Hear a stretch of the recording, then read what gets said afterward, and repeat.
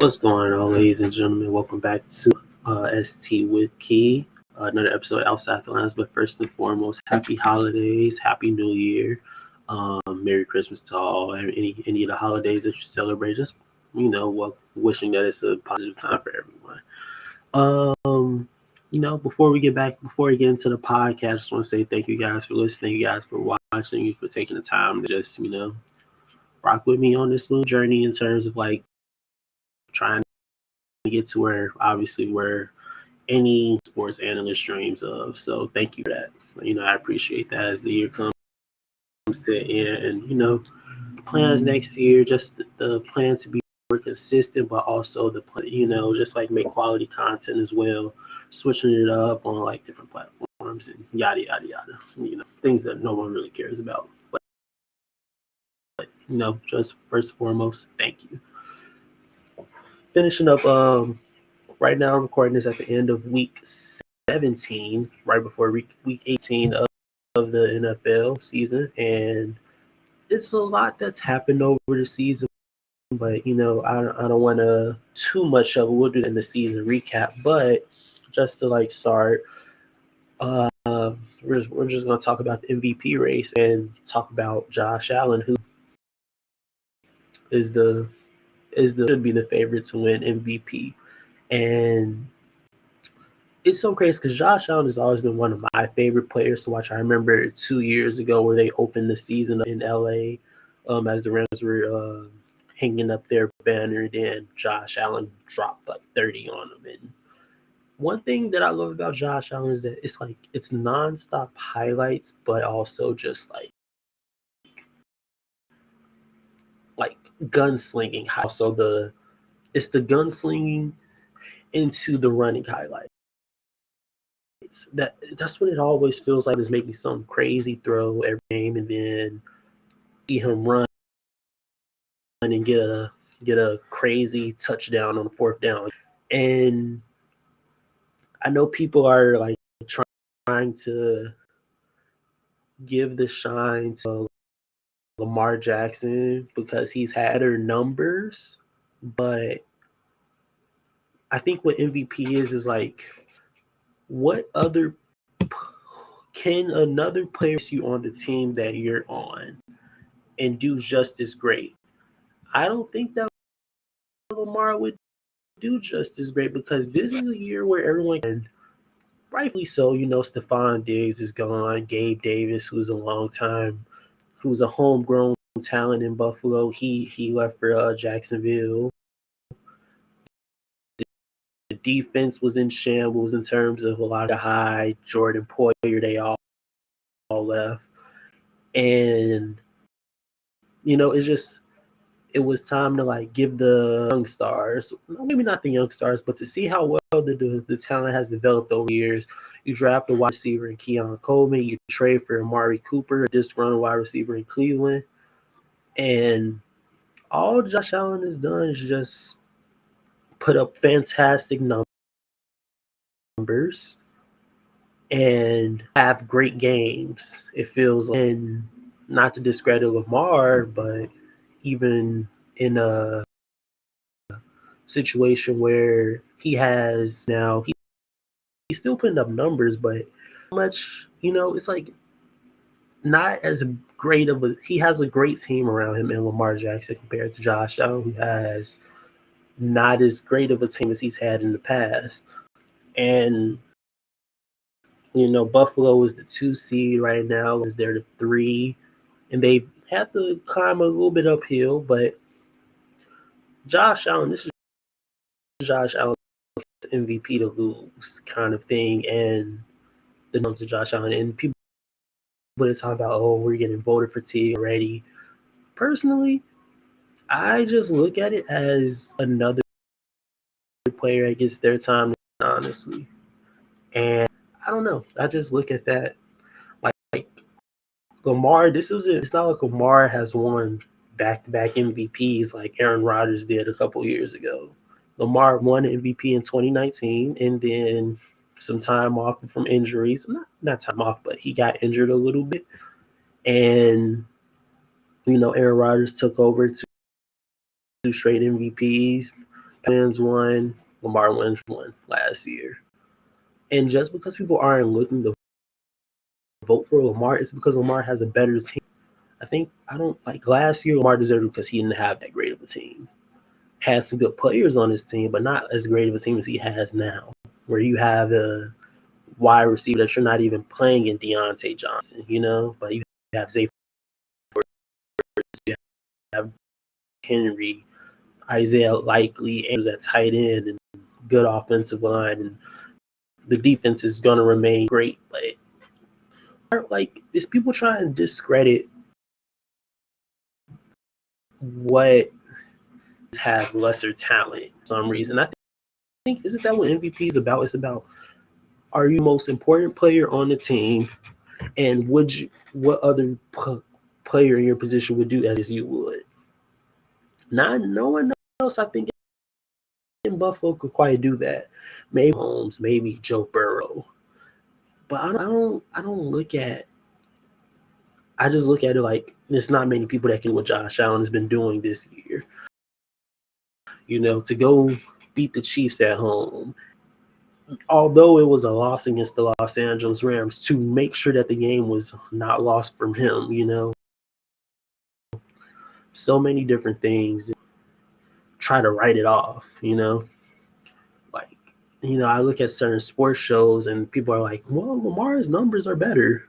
Yeah, that might be true, but Lamar has more people to throw it to.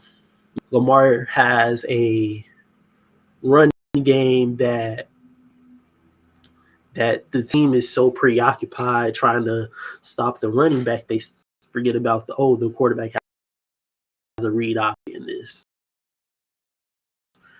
I don't know. I just look at it. I look at sports shows wrong about trying to write off someone's MVP year. I don't know.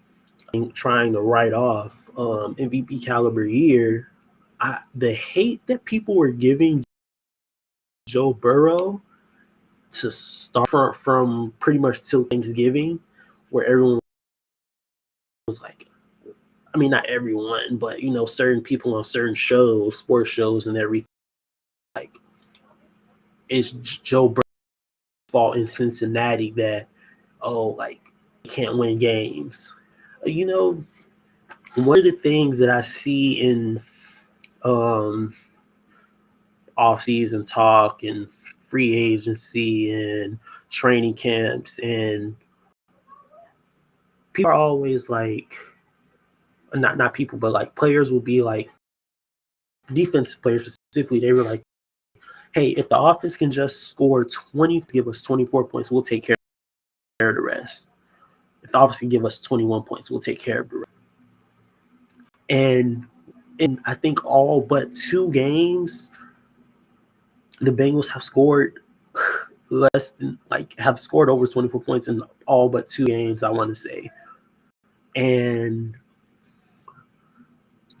I don't know, I just remember early in the season, there was just so much it's Joe Burrow's fault that the Bengals are losing.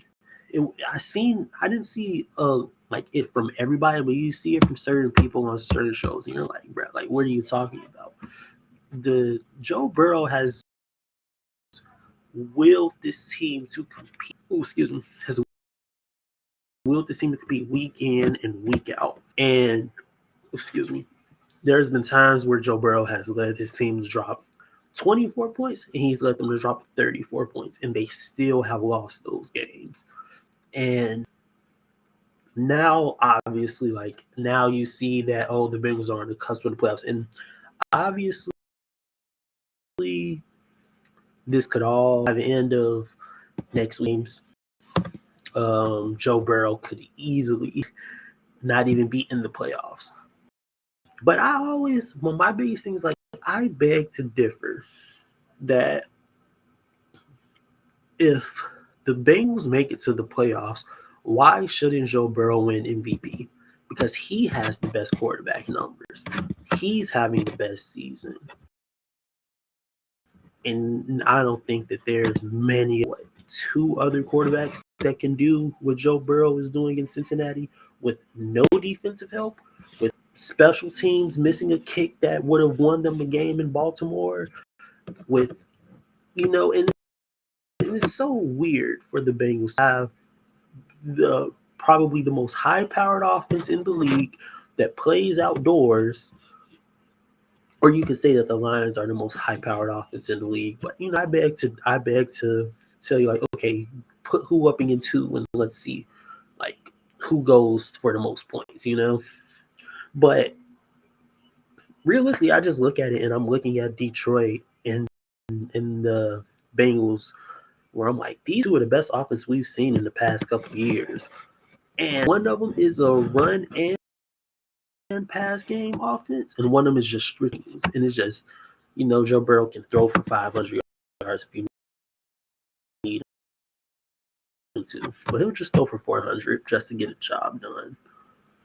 And he's thrown over 40 touchdowns with less than 10 interceptions. I think that 3-to-1 or 4-to-1 ratio of touchdown to interceptions is to have less than that, to have less than that says a lot. And if he makes it to the, like I said, this can all just go to waste by the end. They still need help from they need Denver to lose, they need Miami to lose, and then they need to win their game against the Steelers. But I mean, it's crazy. It's really crazy, because then you look at it, and this is something that I've seen on sports shows today and 2 days or so, where what's to see Cincinnati in the playoffs? I mean, you don't want to see any team in the playoffs per se, but if you have to pick and choose, you're not picking Cincinnati, because Cincinnati's a team that's been to the Super Bowl, a team that's championship year in, year out since Joe Burrow's gotten drafted, and a team that has went on the road in big games and won in the playoffs. And you just look at it and you're like, man, people were really trying to write off Joe Burrow this year and trying to say that, oh, he's not a top 4 quarterback in the league. Like, that was the talk early in the year, because obviously the Bengals didn't have any wins. And it's so weird to see it now. You see the switch up, you see the change up in everybody. You're like, man, boy, I tell you, like, dumb Bengals, man. I mean, this is a team that if I could pick the Bengals to go to the Super Bowl every year, I would. As long as Joe Burrow's there, as long as Ja'Marr Chase is there, I don't see why not. But it's so strange to see that people tried to write a quarterback off, because even in the first 2 months of the season, Joe Burrow had the best numbers, and there was the blame to be like, there was literally people trying to say that Joe Burrow was at fault, whether it was the money or not getting all his guys there in training camp, whatever the reason was. Man, Joe Burrow, what he's done this year is phenomenal. Like, he has 44 total touchdowns right now, and what he might finish with 47, less than 10 picks, 5K yards. And why should he not be MVP if they make the playoffs? They need help, and it's an uphill climb because they've had to run the table the past couple weeks. But if it happens, man, as much as I say Josh Allen, because Josh Allen's been the most impressive player of the year, to do with Josh Allen has been impressive because he's doing this. He's having his best year with less people around him. But if the Bengals make it to the playoffs, Joe Burrow should win MVP. You have players all around the league saying it now, and I say, why not? Because I don't know. Like, if I was a voter and you have Josh Allen here, Joe Burrow here, and Joe Burrow's in the playoffs, willed his team to the playoffs. He's had a good year all year, and people that know football know that the defense has been what's kept, like when the offense puts up 30 points a game, literally when the offense puts up 30 points a game throughout the whole season, pretty much, and and they are under 500 for most of the year. You look at the defense, you're like, the defense is not doing their jobs. Defensive coaching is not executing their game plans, and or maybe they're just that bad, But I don't know. I look at the Bengals and I'm like, Joe Burrow, please make it to the playoffs, because I want to see what all these people say. I just want to see everybody just like eat soap for a month to say that we were wrong. And who knows what that final stage might be at NFL honors, but I would have loved to see Joe Burrow up there, nice suit. If not, please have him been put in the Super Bowl. I don't really care if the Bengals are in the Super Bowl. I should lie. I actually lie about that. I have a parlay on them, which are just a little something to say that, hey, because like I said, I'll pick the Cincinnati Bengals to win the Super Bowl as long as Joe Burrow is there. But it's one of those things where it's like, if the Bengals make the playoffs, how many people are truly going to rule them out from making it to the Super Bowl after they've been there? And Kansas City they're getting the job done, but Kansas City does not look like the old Kansas City. And I don't know, man. And just speaking of the playoffs, honestly, right? Like the job that, and I mean, not even just the playoffs, but just like, I think that is such a strange year in Cincinnati too, where you paid Joe Burrow last year. Great. If you didn't pay Joe Burrow, we would have had problems, I think, as the entire NFL fan base, because Joe Burrow led you to the Super Bowl in his second year. He's led you to the AFC Championship in back-to-back years. So, you got to pay that man. But if the season that the Bengals are having isn't the biggest FU to Cincinnati Bengals management, it's the biggest FU I've seen, because Joe Burrow's here. He's like, all right, y'all paid me, but y'all don't want to pay the people that are around me. Like, they haven't wanted to pay T. Higgins for the past 2 years. He's on the franchise tag. This season, the beginning of this season, Ja'Marr Chase is holding out, hoping for a new contract. I don't know if he wanted Justin Jefferson money. I don't know if he wanted Amon-Ra St. Brown money. I don't know how much money he wanted, but to not give him a contract, and for him to come out this year and it looks like he's going to be the Triple Crown wide receiver. Oh man, T. Higgins on Saturday, T. Higgins had 3 touchdowns, and what people are saying could be his final home game in Cincinnati. He had 3 touchdowns, 100 yards, and that ain't the first time he's done that this year. Maybe 2 touchdowns, 100 yards, but you get the point. Trey Hendrickson, he didn't get an extension, and he's tied for league leader in sacks at 14. Oh man. Oh man. What is, like, this is the biggest FU to a team you could recall, because all the players are doing well and all they wanted to do was be compensated. And it's weird because I know Joe Burrow got paid and he's one of the higher paid quarterbacks, but Joe Burrow I think he took a contract that was on equal footing with someone else.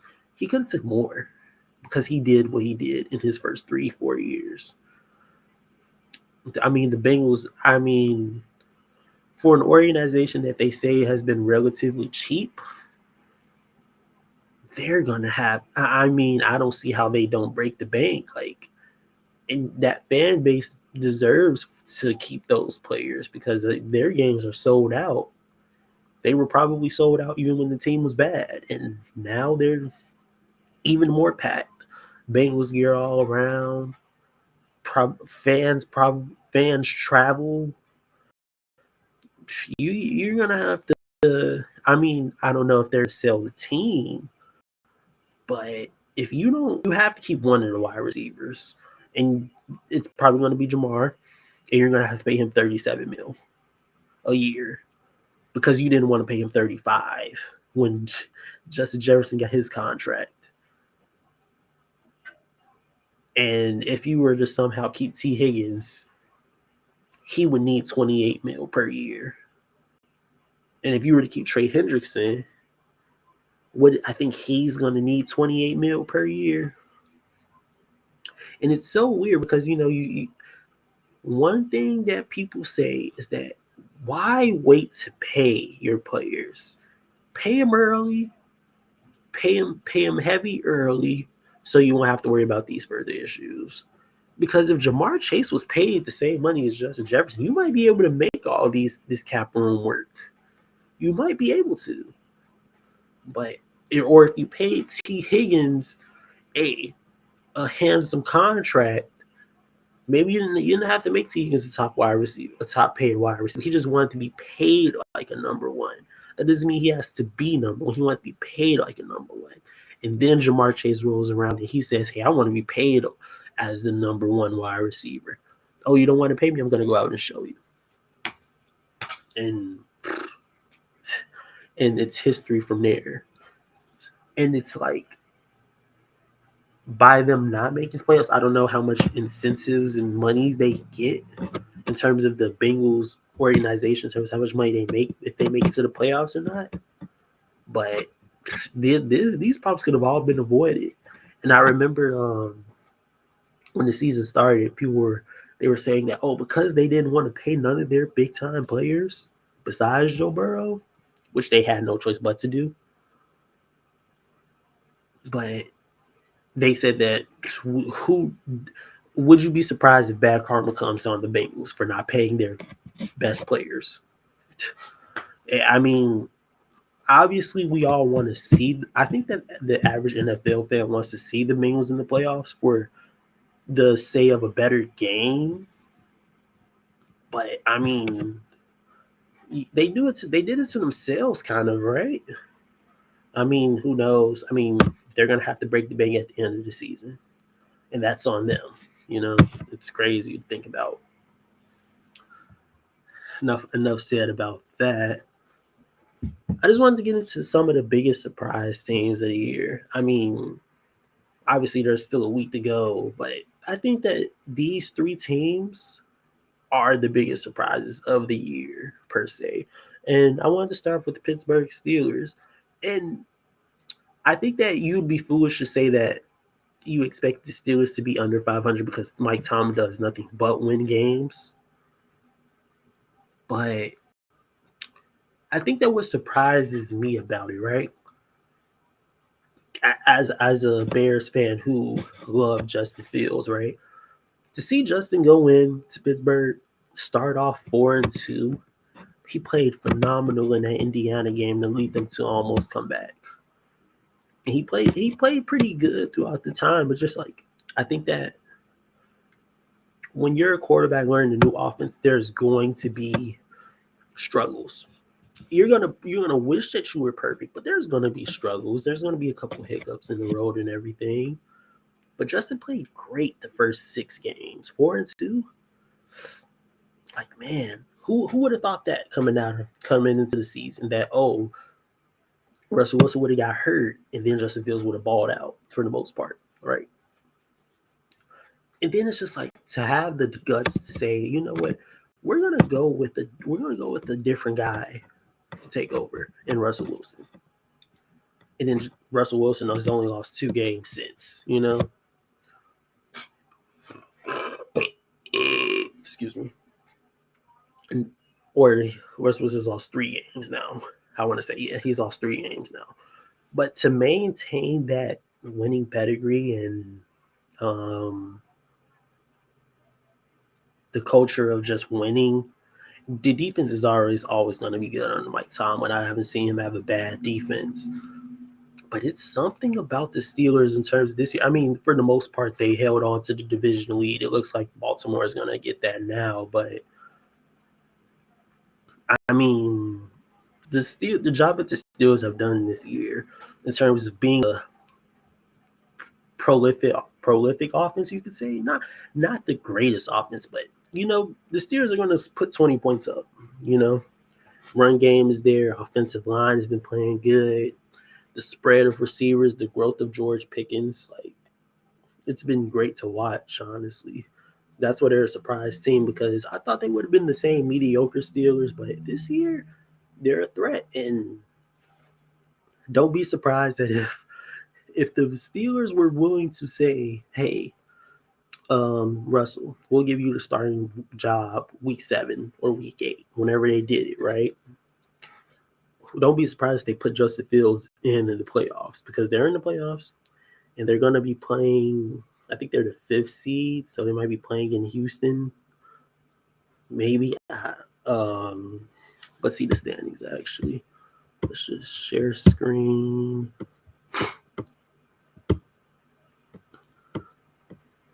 Let's see this. Because we're going to see this, right? Playoff picture. So right now the Steelers will be playing in Houston, and playing Houston is that a game that they're going to lose? Probably not, based off how Houston's been playing, and you know they have wide receiver injuries as well. But you know, to each his own, right? Because every team has been battling through something for the most part. But the job that Mike Tomlin's done in Pittsburgh this year is some of his best work, and he might not be a finalist for Coach of the Year. He might not win Coach of the Year, but he should be a finalist. Another surprise team is the Denver Broncos. I mean, the year that defense has been having has been nice, man. I mean, draft or develop man-to-man corners, and let's rush 4 to 5, and just run cover 1, and dare, and I do mean dare a team to tell wide receivers to get open. And you know that doesn't always work to the favor of running cover 1 or cover 2 man per se, because there's going to be some plays where like you can cause some routes to bounce and run some overlapping routes per se, and someone could get open, like as you saw against that game against Cleveland for Denver, where it was a shootout.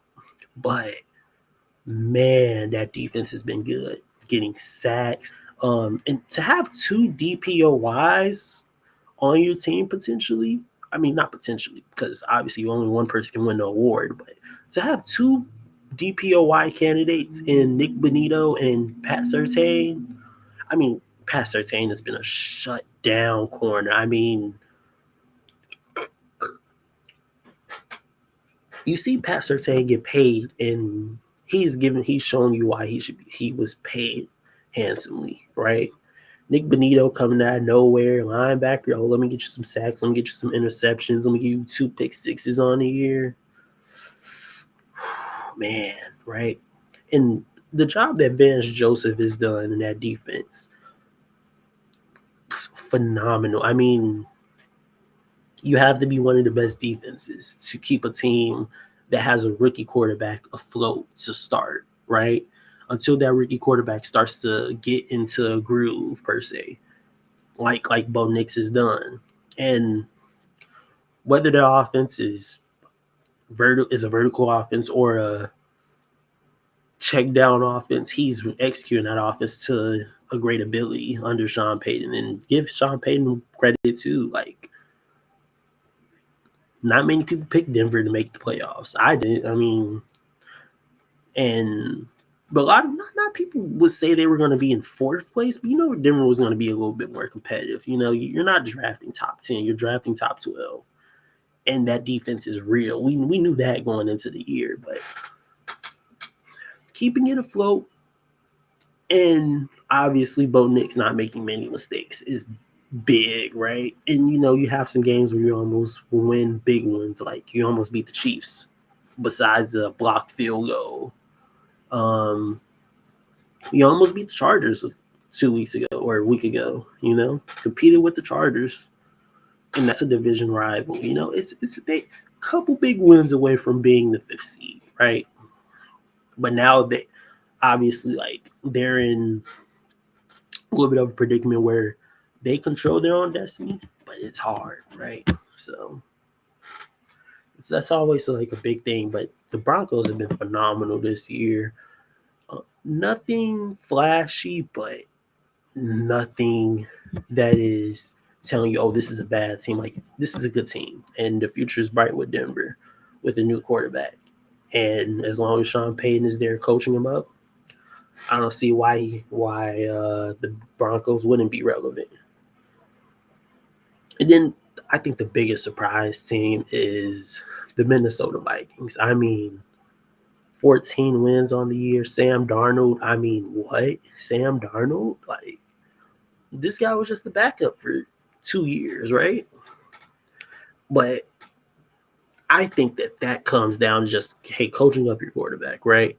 Kevin O'Connell, former quarterback in the NFL, not a great quarterback. Like, he's not some well-known name quarterback in the history of the game, but Kevin O'Connell, I mean, what he did with Kirk Cousins is amazing, right? And we looked at it and we were like, oh man, well, Kirk Cousins has always had some of these high-powered, these prolific games in him, but this year, you just get to see that this is all Kevin O'Connell, because he's coaching up Sam Darnold, because Sam Darnold is playing not perfect, but he's playing pretty damn good. I mean, how many 4-touchdown games he's had on the year, right? He's been throwing for 300 yards, like, and it's crazy because like the at the beginning of the year, it was a quote where they were saying that Kevin O'Connell told Sam Darnold, "You could be our Baker Mayfield," and he's done nothing but do what Baker has been doing, right? When Baker went to Tampa, all Baker did was just make the right plays, put the ball in the air, put the ball in the hands of those great wide receivers that's around you. You got Justin Jefferson. You got Jordan Addison. You got TJ Hockenson, who came back late in the year. Aaron Jones, steal him from Green Bay. Let's do it, man. And the defense, I mean, there's no words about that defense. It's the fake looks on defense is great because it keeps the offense guessing. And there's some offenses that are prepared for it more than others. But it's about keeping the offense on your toes because, hey, the defense, we're going to act like, we're going to act like we're rushing our D lineman, but instead he's going to drop into a vertical zone, right? We're going to bring all our safeties down to the line of scrimmage, and then we're going to have one of them flow all the way back into a cover 2, into a Tampa 2 shell. Like, Brian Flores, I don't know if he'll get another head coaching job because of the situation that's kind of played out from Miami and the talks that he had with Denver, apparently. I don't know if he'll get another head coaching job, but is he a damn good defensive coordinator? I mean, coaching this team up, and it's like, it's not that it's a team, not that it's a defense full of no names, but these aren't household names that are on his defense. A couple of people that but it's like Brian Flores just meshes it all together in just such a beautiful way that this defense is the best in the league, right? Getting sacks, forcing turnovers, getting picks. and having some great celebrations, right? I mean, the defense has been celebrating, not even the offense. The defense has been celebrating.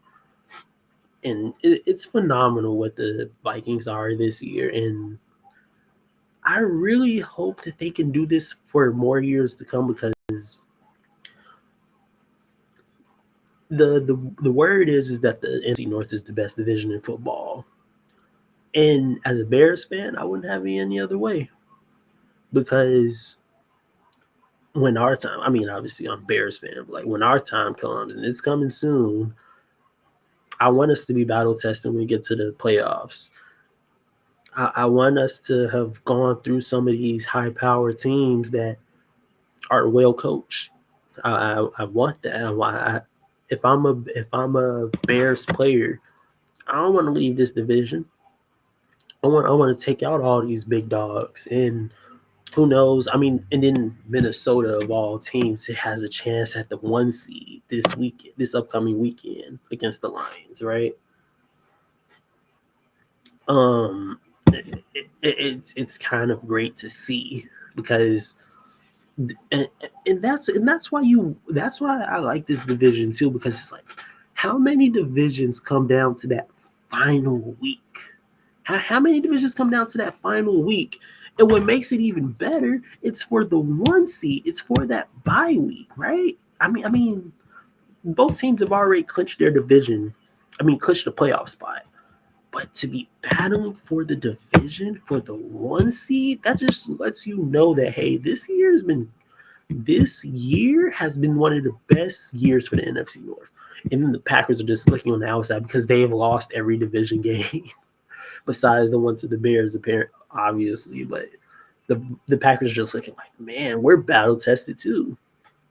Because even on the losses, how many, like, there are teams that fear Green Bay in the playoffs because of what they did last year and almost knocking off the 49ers.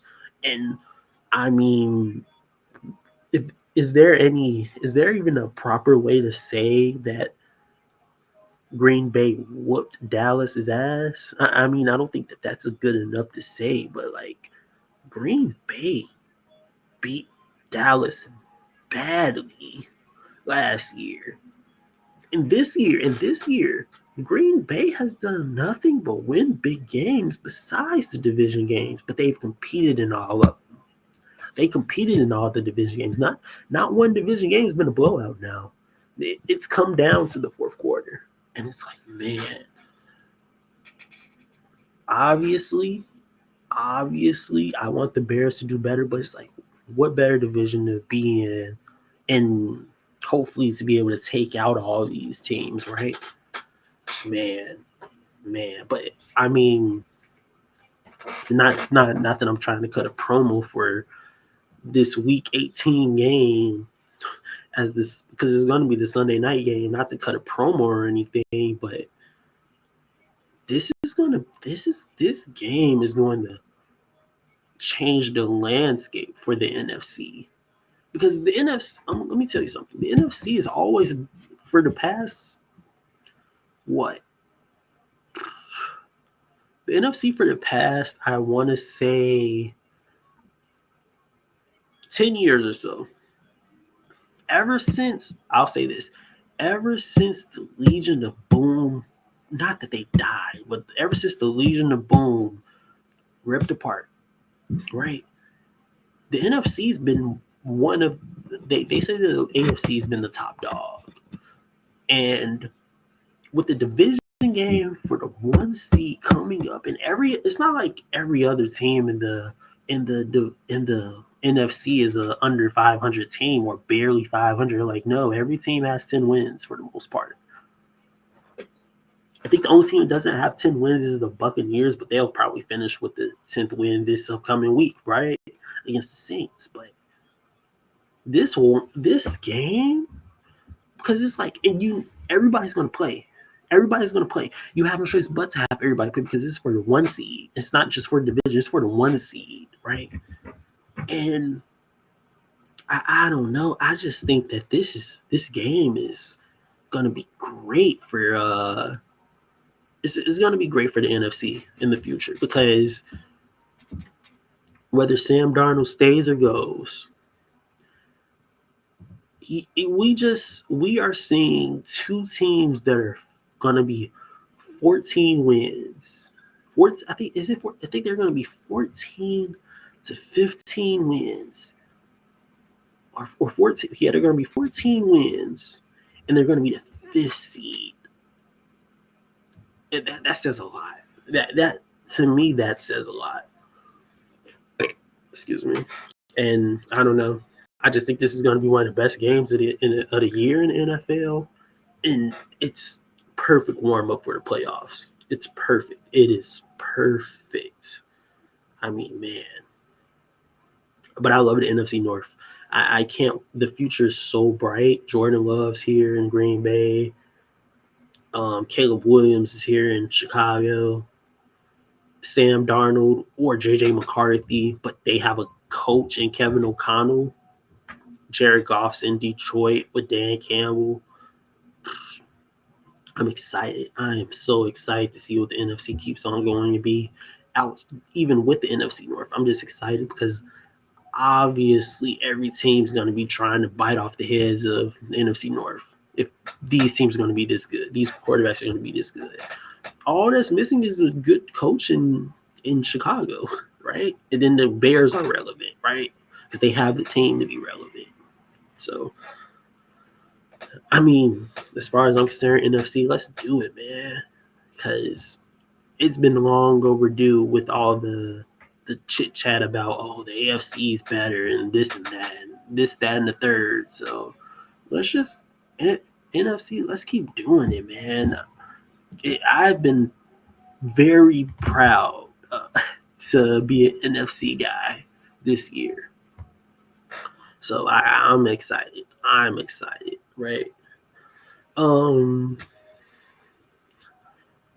It's so weird because I've already my next segment is going to be the biggest disappointment teams of the year, and I've kind of told you how the Bengals are good, but they're so bad in terms of defense wise. But so I'm not even going to necessarily talk about them. Just know that they were one of my biggest disappointment teams because I was expecting a 12-win team. So maybe that's me, but to each his own. I mean, the biggest disappointment is the Bears, man. I mean, man, how could it go this bad? I mean, it's one of those situations where it's like, what could go wrong? What can go wrong will go wrong. I didn't think that was going to be possible this year, but I mean, it's so weird too because the Bears started off 4-2, and we knew all the division games were going to be at the end of the year, in the second half of the season, right? But let me tell you something, man. Let me tell you something. If you were to tell me that the Bears draft Caleb Williams, right? Draft Rome Odunze, extend DJ Moore, bring in Keenan Allen, Cole Kmet's already extended, Jalen Johnson got extended, Montez Sweat got extended last season, and you were to tell me that the Bears would be on a 10-game losing streak, haven't won a game since the game in London, which was week 6, and for the games to be as close, because we have some competitive games, man. We've had some competitive games, but the errors of coaching were in which led to Matt Eberflus getting fired. The errors of coaching that led to Shane Waldron, who was trying to run the most stagnant offense possible, or making the decision, hey, let's hand the ball off to a backup offensive lineman in a game against Washington where we need to win. The lack of coaching when it came to the execution at the end of that Washington game, we got timeout, dude. And Matt Eberflus, guard the sideline. Guard the fucking sideline. And then have, like, because the season truly stopped. I mean, the season truly went downhill at the end of that Washington game where Jaden Daniels connects on a Hail Mary that was tapped by a cornerback that was not even paying attention for most of the play. My thing is that, okay, if you're not going to call the timeout to make sure that the sidelines are guarded in that play that got the Commanders 13 yards, if you're not going to call timeout to stop that, hey, Stevenson, he's not locked in. He's not locked in. Coach Stevenson's not. Look, he's talking to the crowd. Call the timeout. Get him together. And then don't even get me started. Like, I mean, I talked about this play for some time. This is the first time I'm able to say it I'm saying it on camera. But they had a QB spy. They had a QB spy in a Hail Mary situation. They rushed 3, had one person sitting as a QB spy. Where the fuck is Jaden Daniels going to go when he needs to get a touchdown? With was it 6 seconds left? Where the fuck is he going to go? He has to throw the ball. So guess what I'm going to do? If I'm a defensive coordinator, if I'm the defensive head coach, we're going to rush 4 or rush 3 and have everybody else go back. Because what else is he going to do? He's not going to run. He has to put the ball in the air. He's not going to run. He's not going to run 60 yards. He's not going to run 60 yards. He's not going to do that. He's putting the ball in the fucking air. And we're here. Oh, I'm gonna make a video on this, how the Bears season to just the losses. But you're a defensive head coach. You don't see him. You don't see this quarterback that's not even paying attention. And you have a timeout. Oh man, don't even get me started, man. But this season, who would have thought? And there's some blame to go around. There is some blame to go around. There's some blame to go around. There is some blame to go around. But for how bad this season has been for the Bears, to go on a 10-game losing streak, that just throw it in the garbage. But when you go on a 10-game losing streak and you were some games that you should have won, oh man.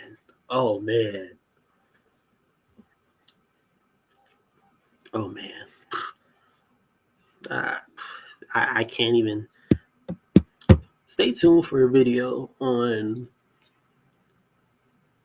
honest Bears fan reaction to the season coming soon as the new year starts.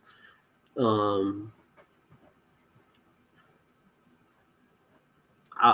record it after the Green Bay game. Probably that Monday, maybe.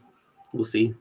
I might record it Sunday because I got a lot on my mind when it comes to how this season's played out. For the moment, biggest disappointment team in the NFL, the Chicago Bears. And I'm a Bears fan. Peace of love, ladies and gents. Thank you for listening. Thank you for watching. More content to come with the new year. Appreciate y'all. Happy holidays. Keep being amazing out here. Peace and love.